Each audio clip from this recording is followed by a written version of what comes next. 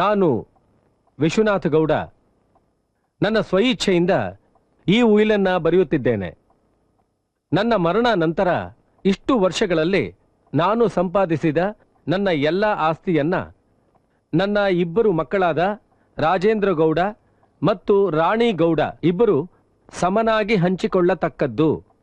ನನ್ನ 2 ಫ್ಯಾಕ್ಟರಿಗಳು, coffee estate ಮತ್ತು transport ಕಂಪನಿಗಳು ನನ್ನ ಮಗಳಾದ ರಾಣಿ ಗೌಡಗೆ ಸೇರತಕ್ಕದ್ದು.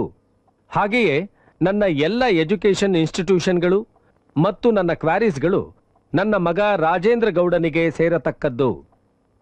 ನನ್ನ ಮನೆ ಮತ್ತು ಸುತ್ತಲೂ ಇರುವ 12 ಎಕರೆ ಜಾಗ ನನ್ನ ಹೆಂಡತಿ ಪಾರ್ವತಿ ವಿಶ್ವನಾಥ್ಗೆ ಸೇರುತ್ತದೆ. ನನ್ನ ಹೆಂಡತಿಯ ಮರಣ ನಂತರ ಮೇಲೆ ಹೇಳಲ್ಪಟ್ಟ ಆಸ್ತಿಯು ಶಂಕರಾಚಾರ್ಯ ಅನಾಥಾಶ್ರಮಕ್ಕೆ ಸೇರಲ್ಪಡುತ್ತದೆ. ಇದ್ಯಾವ ಸೀಮೆ ನ್ಯಾಯ? ನಾವೆಲ್ಲ ಅವ್ರ ಮಕ್ಕಳು, ಇದೆಲ್ಲ ನಮಗ್ ಸೇರ್ಬೇಕು. ಈ ಮನೆ ಕಟ್ಸಿದ್ದು ವಿಶ್ವನಾಥ್ ಸಾರ್, ನಿಮ್ಮ ತಾತ ಅವರಲ್ಲ. ಹಾಗಾಗಿ ವಿಶ್ವನಾಥ್ ಅವರು ಈ ಮನೆನ ಅವ್ರ ಇಷ್ಟ ಬಂದವ್ರಿಗೆ ಯಾರಿಗೆ ಬೇಕಾದ್ರೂ ಕೊಡಬಹುದು. ಸರಿ ಬಿಡು. ಈಗ ಈ ಆಸ್ತಿ ಮೇಲಿನ ಒಡೆತನ ಯಾವಾಗಿಂದ ಜಾರಿಗೆ ಬರುತ್ತೆ ಅಂದ್ರೆ ನಾನು ಯಾವಾಗಿಂದ ಚಾರ್ಜ್ ತಗೋಬಹುದು ಅಂತ?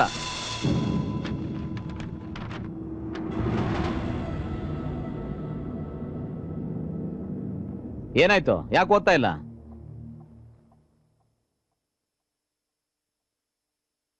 ನನ್ನ ಮಕ್ಕಳ ಮಾನಸಿಕ ಅಪರಿಪಕ್ವತೆಯನ್ನು ಗಮನದಲ್ಲಿಟ್ಟುಕೊಂಡು ಈ ಮೂಲಕ ನಾನು ಹೇಳುವುದೇನೆಂದರೆ, ನನ್ನ ಮರಣದ ದಿವಸದಿಂದ ಮುಂದಿನ 25 ವರ್ಷಗಳವರೆಗೆ ನನ್ನ ಸಮಸ್ತ ಆಸ್ತಿಯು ಕೆಳಗೆ ಸೂಚಿಸಲ್ಪಟ್ಟಿರುವ ವ್ಯಕ್ತಿಯ ಪರಾಂಬರಿಕೆ ಅಥವಾ ಸುಪರ್ದಿಯಲ್ಲಿ ಇರತಕ್ಕದ್ದು. ಏನ್ ಬೊಗಳ್ತಾ ಇದ್ಯಾ? ಹಾಗಂತ ನಾನು ಬರ್ದಿಲ್ಲ ರಾಜ, ನಿಮ್ ತಂದೆ ಬರ್ದಿದ್ದಾರೆ. ಸರಿ ಸರಿ, ಯಾರ ನನ್ನ ಮಗ ಕೇರ್ಟೇಕರು? ಆ ವ್ಯಕ್ತಿಗೆ ನನ್ನ ಎಲ್ಲ ಆಸ್ತಿಯ ಮೇಲೂ ಸಂಪೂರ್ಣ ಅಧಿಕಾರ ಮತ್ತು ಹಕ್ಕುಗಳಿದ್ದು, ಇದರ ಒಳ್ಳೆಯದಕ್ಕಾಗಿ ಯಾವುದೇ ನಿರ್ಣಯವನ್ನು ತೆಗೆದುಕೊಳ್ಳಲು ಸ್ವತಂತ್ರನಾಗಿದ್ದಾನೆ. ಅಲ್ಲದೆ 25 ವರ್ಷಗಳ ನಂತರ ತನ್ನ ಇಷ್ಟದಂತೆ ಈ ಆಸ್ತಿಯನ್ನು ನನ್ನ ಮಕ್ಕಳಲ್ಲಿ ಹಂಚುವ ಅಧಿಕಾರವನ್ನು ಕೂಡ ಈ ಮೂಲಕ ನಾನು ಆ ವ್ಯಕ್ತಿಗೆ ನೀಡುತ್ತಿದ್ದೇನೆ. ಯಾರು ಹೇಳಯ್ಯ? ಏನ್ ಮುಖ ನೋಡ್ತಾ ಇದ್ಯಾ? ಓದು. ಆ ವ್ಯಕ್ತಿ ಹೆಸರೇ ವಿಚಿತ್ರವಾಗಿದೆ, ಬಳ್ಳಾರಿ ನಾಗ.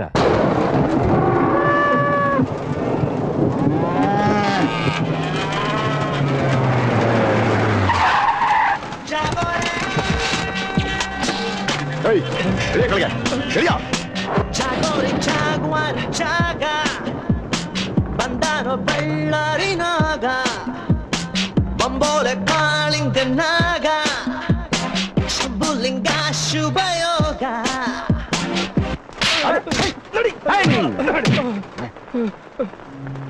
ಈ ನಾಯಿ ನಿಜ ಹೇಳೋಂಗ್ ಮಾಡೋದಕ್ಕೆ ತುಂಬಾ ಕಷ್ಟ ಆಯ್ತು.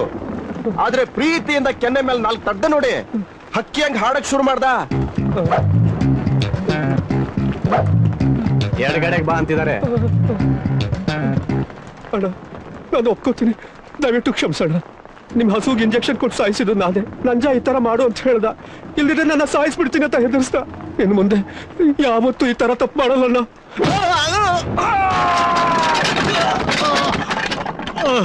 ಏನಾಯ್ತು? ಬಳ್ಳಾರಿ ನಾಗ. ಹೌದು, ನಾಗ, ಬಳ್ಳಾರಿ ನಾಗ. ಏನಲ್ಲ ಬಾ, ಫಸ್ಟು ಒಡಿ, ಆಮೇಲೆ ಮಾತು. ಬಾರ್ರಿ ಬಾ.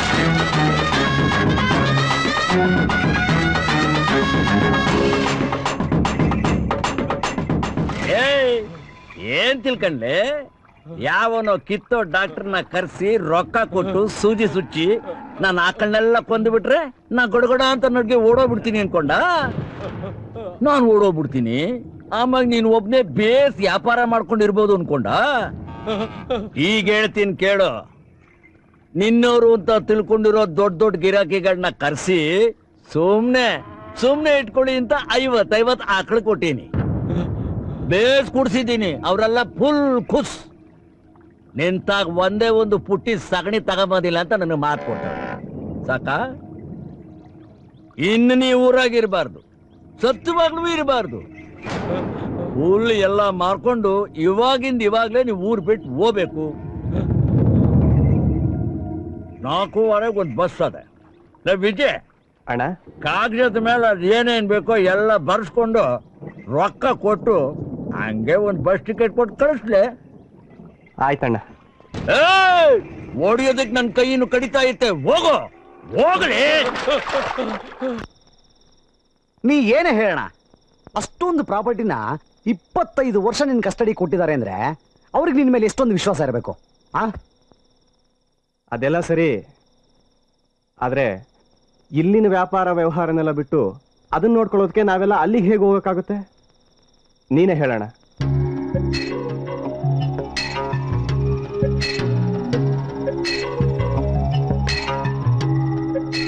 ಇಲ್ಲ ವಿಜಯ್, ನಾನು ಹೋಗ್ಬೇಕು.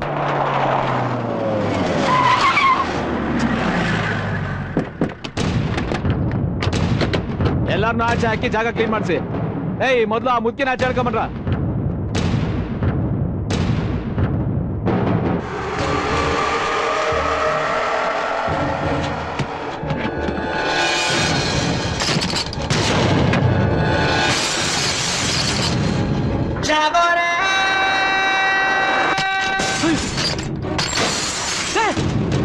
ಏನ್ ಮಾಡ್ತಾ ಇದ್ಯೋ? ಕ್ಲೀನ್ ಮಾಡ್ತಾ ಇದ್ದೀನಿ. ಯಾಕೆ ಅಂದ್ರೆ ಇನ್ಮೇಲೆ ಈ ಮನೆಯಲ್ಲಿ ನಾನ್ ಇರ್ತೀನಿ. ಕ್ರಿಮಿಗಳಿಂದ ತುಂಬಿರೋ ಈ ಜಾಗನ ಸ್ವಚ್ಛ ಮಾಡ್ತಾ ಇದ್ದೀನಿ. ಅದ್ರಲ್ಲಿ ಮೊದಲನೇ ಕ್ರಿಮಿ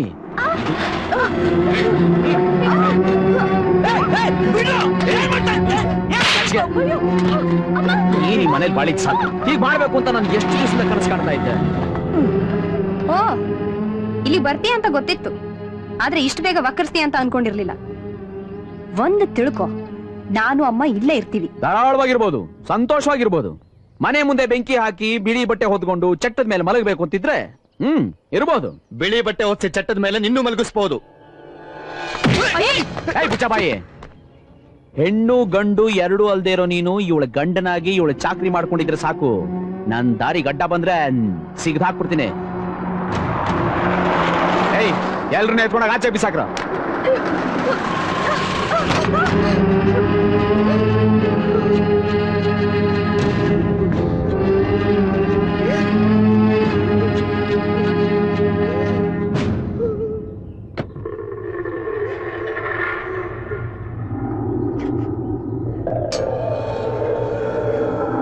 ಏನ್ ಸರ್ ಇದು? ಮನೆ ಅಂದ ಮೇಲೆ ತಾಯಿ ಮಗನ ಜಗಳ ಇದ್ದಿದ್ದೆ, ಹಂಗಂತೇಳಿ ನೀವು ಹಿಂಗ್ ಮಾಡ್ಬೋದಾ? ಹಲೋ ನಮ್ಮನೆ ವಿಷಯದಲ್ಲಿ ಮೂಗ್ ತುರ್ಸಕ್ ನೀನ್ ಯಾವನ? ನಾವ್ ಸುಮ್ನೆ ಹಂಗೆ ಓದ್ತಿದ್ದವ್ರು. ಆದ್ರೆ ಅನ್ಯಾಯ ಕಣ್ಣು ಕಂಡ್ರೆ ನಾವ್ ಅಲ್ಲೇ ನಿಂದಿರ್ತೀವಿ. ನಮಗ್ ಸುಮ್ನಿರಕ್ ಆಗೋದಿಲ್ಲ. ಏನಂತಿಲ್ಲ? ಕರೆಕ್ಟ್ ಆಗಿ ಹೇಳ್ದೆ ಅಣ್ಣ. ಅನ್ಯಾಯದ ವಿರುದ್ಧ ಹೋರಾಟ ಮಾಡೋದು ನಮಗೆ ಊಟ ತಿಂಡಿಗಿಂತ ಮುಖ್ಯ. ನಾನು ಏನು ಹೇಳೋ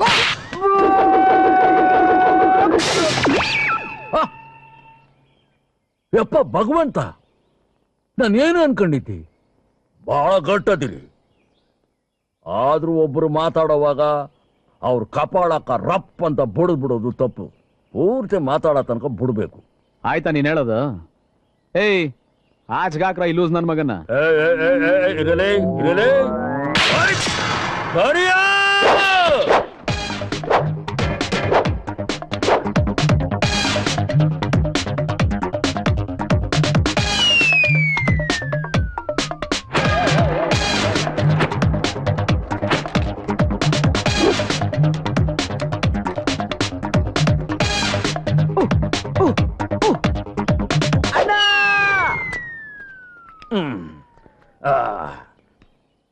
ಈಗ ಸರಿ ಆತು ನೋಡು.